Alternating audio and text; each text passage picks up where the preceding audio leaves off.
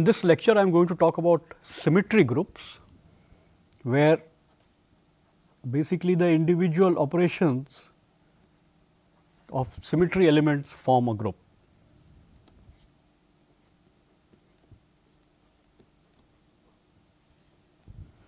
So, here we have each symmetry element has number of operations, and those operations are the ones which become elements of the group.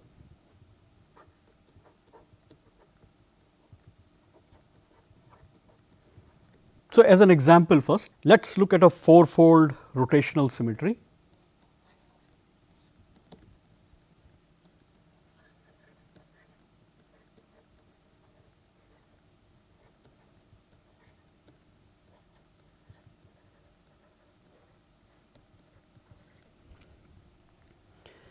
So, if I look at it, what are the different operations that can be included in this fourfold rotational symmetry? So, in fact, there are exactly 4 elements. One, of course, is the what I can call as identity, or in this case 2 pi, that is a rotation of 360 degrees, which basically is equivalent to saying doing nothing. So, let us say that I have a fourfold here at some point, I can call that as A. So, this is the fourfold rotational symmetry at point A. Now, around the point A, I can give a 90-degree rotation pi by 2, or I can give 180-degree rotation pi, or 270-degree rotation, or finally 2 pi or 360 degrees. So, when I give a rotation of 360 degrees, it is the effect of doing nothing, which is what I will call as the identity operation, as we will see. Then I have 90 degrees. So, around A pi by 2 rotation, around A rotation of 180 degrees, or A pi, or A minus pi by 2. So, a 270-degree rotation counterclockwise. See, we will consider if I give a positive rotation, which means rotating counterclockwise, and if it is a negative rotation, rotating clockwise. So, instead of rotating 270 degrees, I can rotate minus 90 degrees and it will have the same effect. So, I have 1 A pi by 2, A pi, and A minus pi by 2. Similarly, suppose I had a mirror plane, then this is a reflection operation. Again, there is an operation, an individual operation even for the mirror plane of doing nothing, which is 1, and the reflection operation, which is denoted as sigma, as I had already stated in an earlier lecture. Now, both of these are examples of point groups.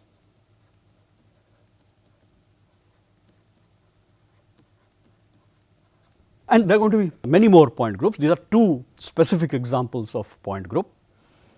Now, if I take a point group,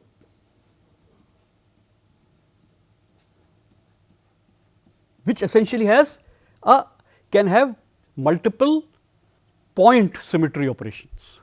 This is the important point. That is why they are called as point groups. Now, I take a point group, add translation symmetry to it.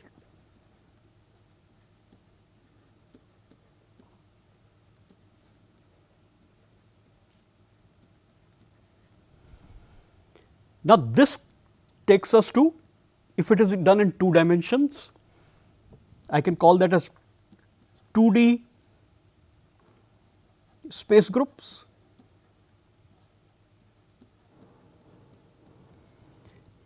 So, this is done in 2 dimensions. If I am doing it in 3 dimensions, I can call that as 3D space groups, and in fact, 1 dimensional space group if you are doing it in 1 dimension. Now, my preferred terminology for these 2D space groups and 3D space groups would be, for 2D space groups, my preferred terminology is plane group, and for 3D space groups we will simply say just space group.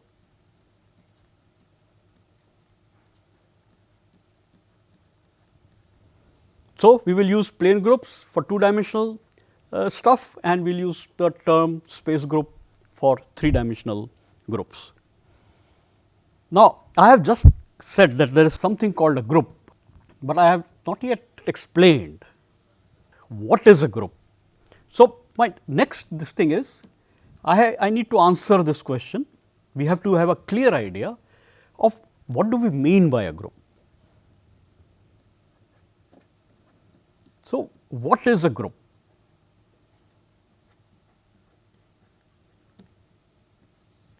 So, group is a set of elements which obey certain or which follow certain rules, certain axioms in a mathematical sense.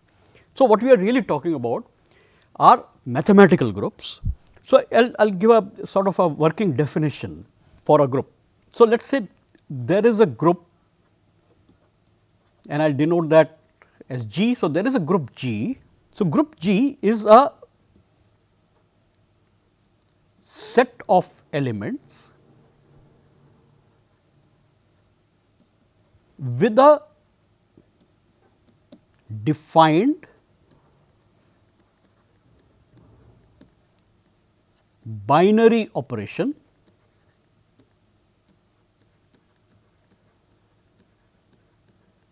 for combining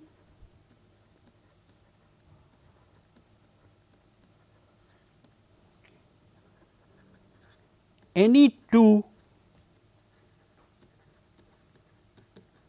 elements of the set G. Now, these two elements that we are combining could be actually the same element, or they could be two different elements, but all of them have to be elements of the set. And then second, the group has to, so group G has to satisfy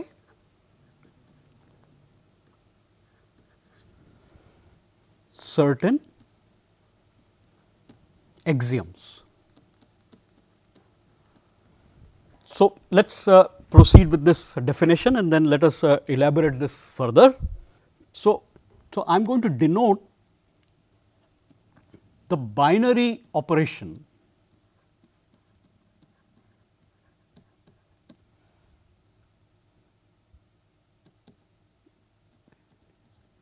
by the symbol star, and this binary operation will combine two elements. So, let us say that A and B are two elements of group G, then I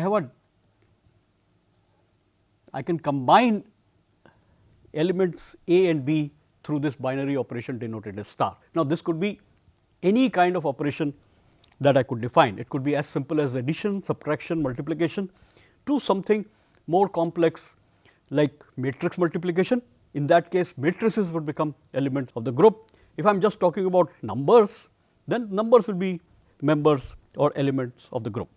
Now, with this thing, I will also, and as an example, so that I explain each axiom individually.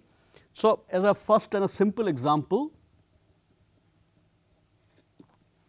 let me take G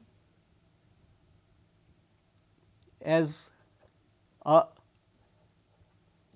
set of integers.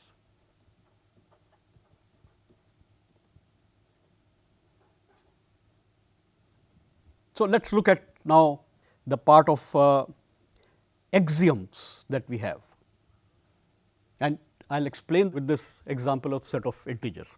Now, G as a set of integers, but I need to define the binary operation. So, I will say that this set G is a set of integers under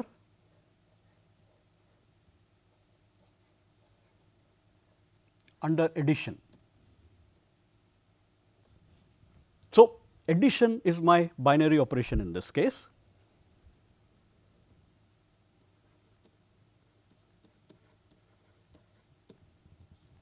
So, let us look at the first axiom now.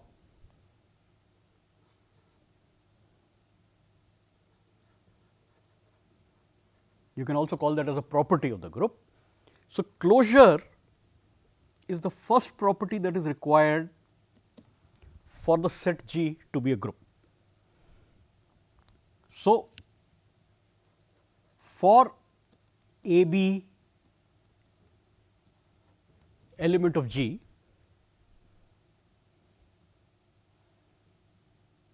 I will have, when I combine this through this binary operation A star B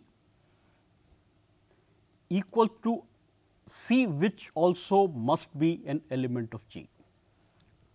So, that is what we mean by closure, that any two elements I take from the group, I combine them, the result should be another element which is a member of the group. So, if I look at the set of integers and C, let us say A is 2, B is 5, and instead of star, now I put that this was done under addition. So, I have 2 plus 5, we know, well, this is equal to 7, and we know that 7 is also an integer, therefore, this is also an element of G. So, the set of integers, first of all, we see that it follows the first axiom or the first property of closure. Now, let us take the second property, which is called as associativity.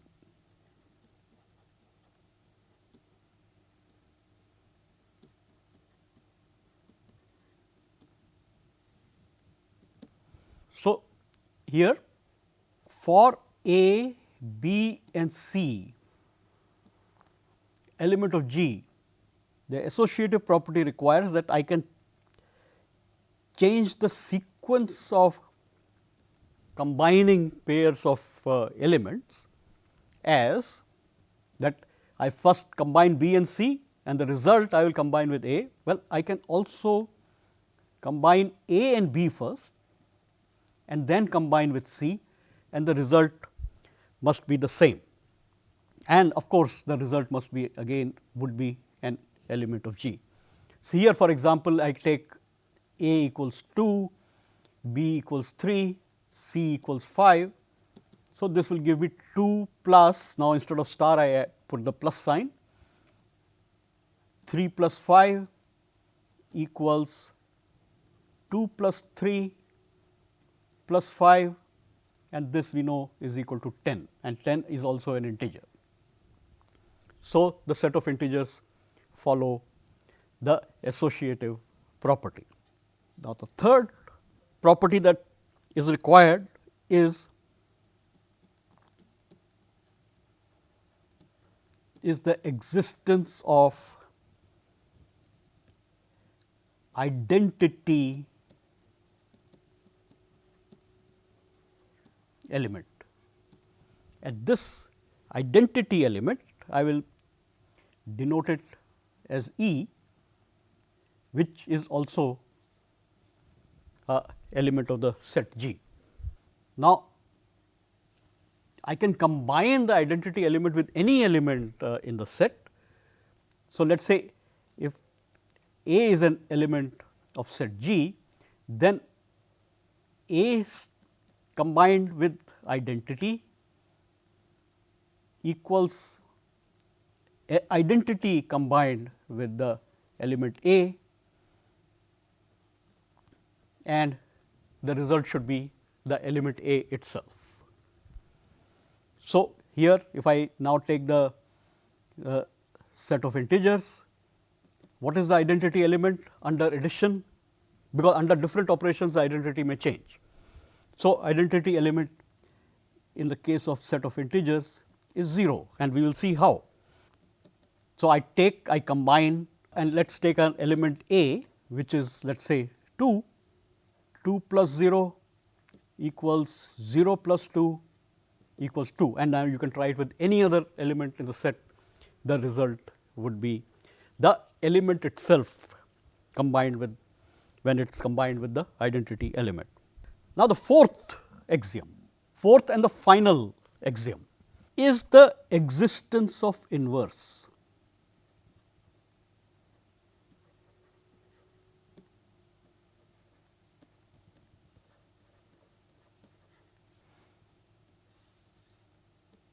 So, for A, which is an element of group G, there is an inverse A inverse which is also an element of set G. And now, when I combine the element and its inverse,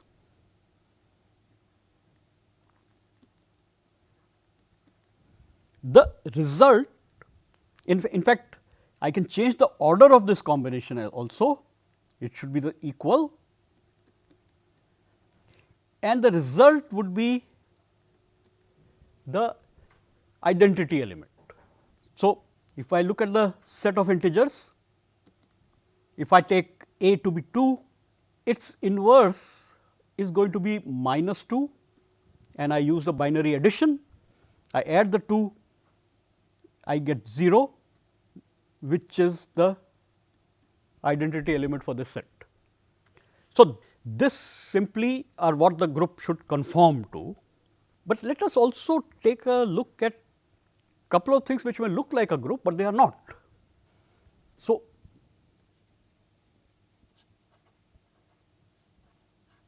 example of sets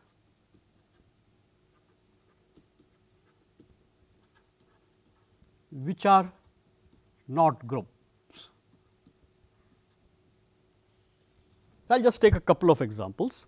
Let us take the set of natural numbers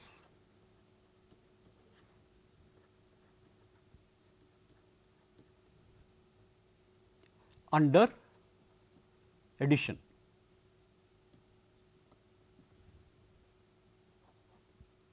So, this set would have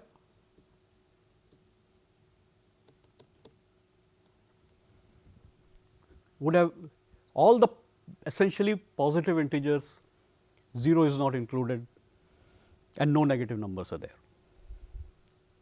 Now, is this a group?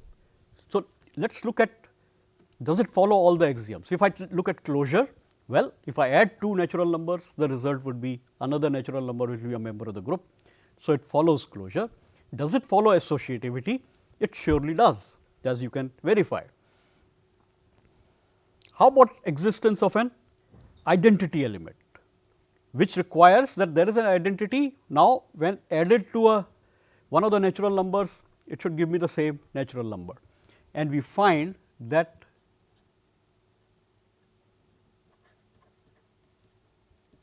identity element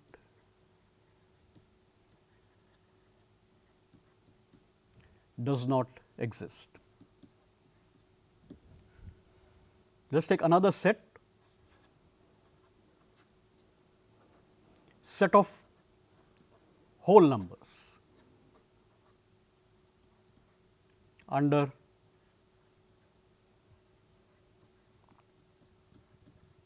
addition. So, what are the set of whole numbers? It is 0 is included along with the natural numbers. Now, in this case, the first two, closure property and the associative property exists. The identity element also exists, in this case which is 0. So, 0 plus any of the other numbers would give me that same number itself. So, 0 plus 3 would be equal to 3. But now, let us look at the last axiom, that is there an inverse. So, is there an inverse element which when added to the other whole numbers should give me the identity which is 0. And since we have not included any of the negative numbers, so basically we have inverses do not exist.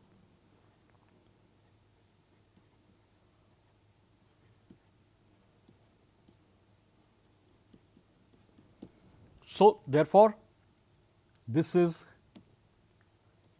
not a group, whole number also not a group. I mean, if I look at the whole numbers, at best I can say is that only for 0 the identity element n inverse does exist, which is 0 itself. So, 0 plus 0 would give me 0. But this is okay. These are all groups which have infinite number of elements, but let us consider some groups which have finite number of elements.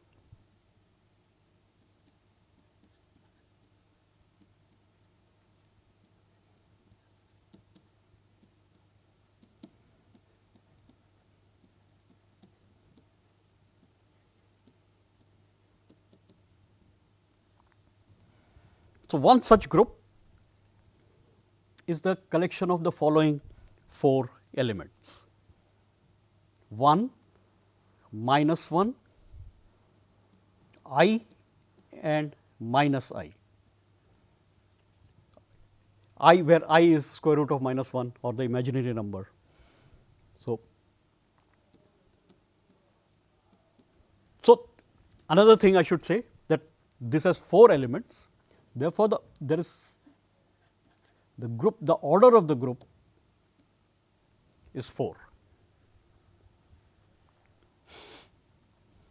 and I will introduce something called as the group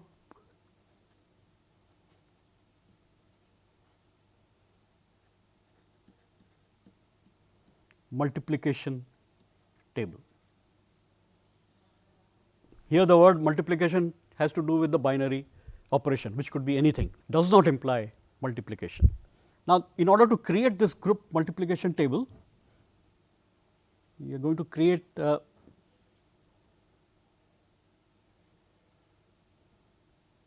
columns and 4 rows, since the order of the group is 4. And let me on the top write all the elements. So, this is 1, minus 1, I, minus I. On the left column, I will just repeat the numbers here: 1, minus 1, I, minus I. Now, what we will do is we are going to fill up this table by combining the individual elements of the group. So, 1, and this I should also mention here that this group is under multiplication.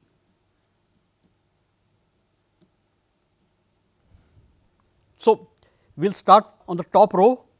So, we will combine 1 multiplied by 1, and of course, that would be 1 itself, minus 1 into 1 minus 1, I into 1 I, minus I into 1 minus I. Now, similarly, if I look at the left column, 1 into 1 is 1, then I go 1 into minus 1 is minus 1, 1 into I is I, 1 into minus I is minus I. So, the top row and the leftmost column are just the same elements repeated in the same order. Now, let us look at for example, I am looking at this cell. Here minus 1 into minus 1 would be plus 1, I into minus 1 would be minus I, minus I into minus 1 would be plus I. Similarly, minus 1 into I minus I, then I can fill I multiplied by I is minus 1, minus I into I is plus 1, minus 1 into minus I is I multiplied by minus I is plus 1, minus I into minus I is minus 1, and this group multiplication table is complete. Now, you will notice one thing, that you go along the row of those or along the column, you go along the row or along the column, no element is repeated in any given row or in any given column. Now, if I look at where are the let us say the inverses in this? Well, all I have to do is I have to look up where is first the identity element. Identity element is very clear in this, 1 is the identity element. Now, in order to find out where the inverses are, that means the product of element with its inverse would be 1. So, wherever there is a 1, so there is a 1 here, there is a 1 here, this is identity element here, this is the identity element here, and those must be the inverses. So, 1 is an inverse of 1, minus 1 is an inverse of minus 1. Here I have minus I is an inverse of I, and I is an inverse of minus I. So, those are your inverses. So, let me just do one more example.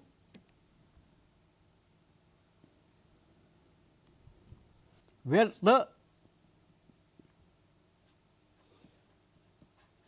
let me call this as example 2, and I will call this as example 1. So, example 2 is we will take this a little very different kind of binary operation, which is called as the clock arithmetic.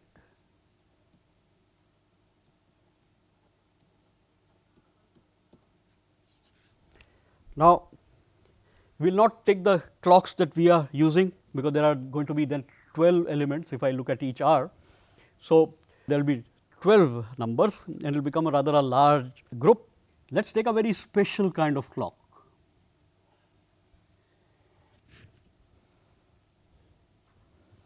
which is that imagine that we have only a 4-hour day. Maybe we are on some other planet where the day is divided into 4 hours. So, I would normally write 1, 2, 3, and out here I would normally write 4, but instead of 4 I will replace it with 0. This makes my clock arithmetic very clear, or 0 midnight. So, what are the elements of this group? The elements of this group is 0, 1, 2, 3. And what is the binary operation for this group?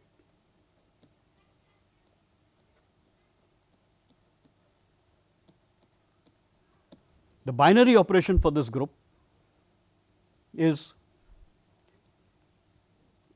A B elements of G. So, this is some element G, group G. So, A plus B modulo 4. So, what is clock arithmetic? If I add, let us say it is 1 o'clock and I want to know what will be the time after 2 hours. So, I will add 2 to 1 and get me 3. Suppose I want to know what will be the time after 4 hours or after 3 hours. If I do add up 3 hours, so it will become 3 plus 1, 4, but then we know that 4 is 0 in our clock. So, it will be 0. If I add 5 hours to 1 or 4 hours to 1, then it will become 4 plus 1, 5. We have gone beyond 0. So, you take basically divide by 4 and keep the remainder. So, 5 divided by 4, keep the remainder, and that is 1. If I, so that will give me 1. So, the numbers will wrap around. If I added 2 plus 1, 2 hours, so I will get me 3, and 3 divided by 4, the remainder will be 3, like that. So, let us make the group multiplication table for this.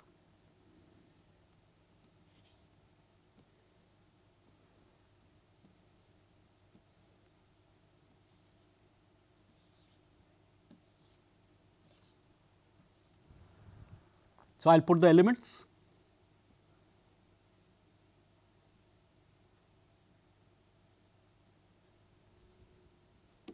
And now, let me fill this table.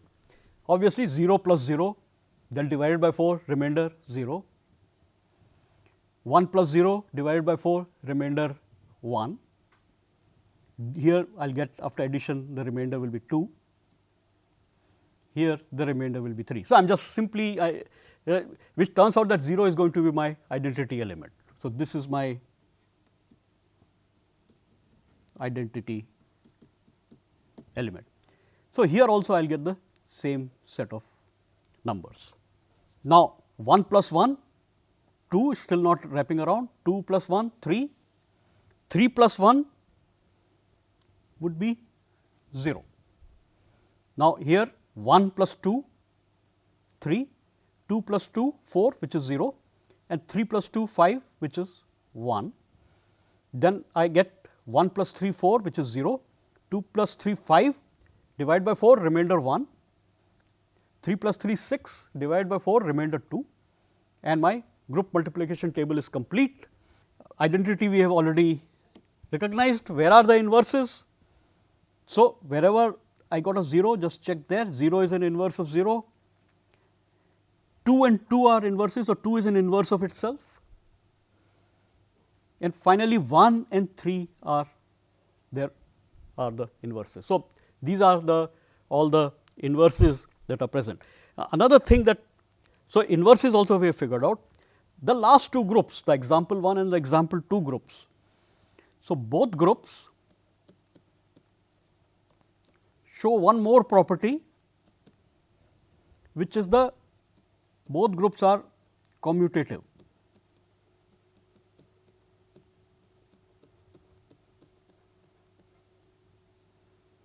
Both groups have commutative property, which means that A combined with B equals B combined with A. So, the order does not matter. Such groups are called as abelian groups. Now, when you come to symmetry groups, we will see that some symmetry groups are abelian while some are not. That means the order would matter. So, rest of the discussion we are going to continue in the next lecture. Thank you.